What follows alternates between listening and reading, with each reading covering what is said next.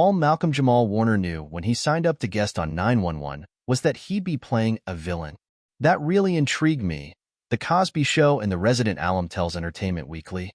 And I'd never done a show where I've had to wear a prosthetic, so it felt like this was something that would definitely take me out of my comfort zone, and I thought that was exciting. And playing Amir on the ABC first responder drama has certainly done that.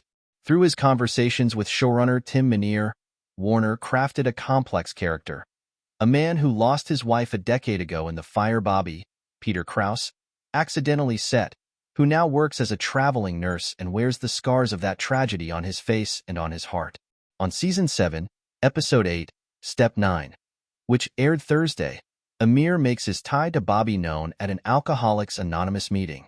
Bobby, seeking to make amends, eventually tracks Amir down along the Mexico-United States border, where the nurse has run into trouble with the local cartel.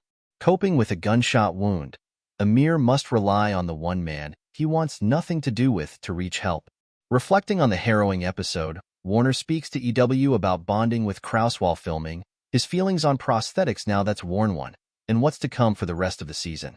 How did the character evolve after your initial conversations with Tim about Amir being a villain? I think what really came out was tapping into his humanity.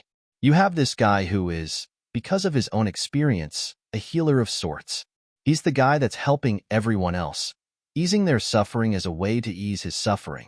He's on this track with his humanity, but then he's suddenly faced with all of this anger and resentment that he's built up for all of these years. That made for an interesting experience in having to face our own demons. Amir chooses to confront Bobby very publicly. That's an intense speech. It was a 3-page monologue I finally got on a Saturday night, and we had to shoot it on Monday. I spent Sunday getting the lines down, and then, that was my second day of work, so Peter and I, we hadn't had time to bond or really connect.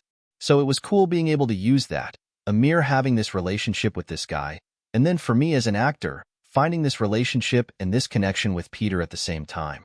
It was an Amir experience and a Malcolm experience. Well, you had plenty of time to bond filming the rest of the episode out in the desert.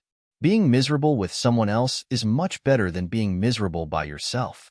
Man, everything about that episode was tough. It was exhausting. But I think because Peter and I were having this shared experience, we laughed a lot. We were up there in Antelope Valley for 5 days, so we knew we had to get through it.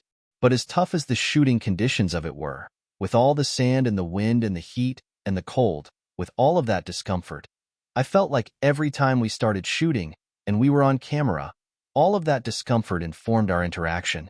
The whole time, it felt like we were doing really good work, and I think we were both happy that we were able to transcend the discomfort of the shooting conditions. So, you were excited about wearing a prosthetic for the first time. Thoughts now that you've done it? Couldn't have made that Antelope Valley sun any cooler.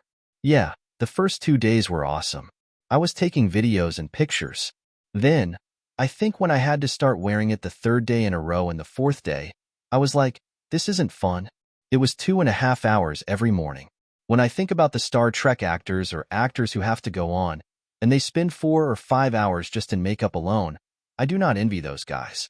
The episode ends with Bobby and Amir seemingly coming to a place where they can each move forward separately, though without any forgiveness.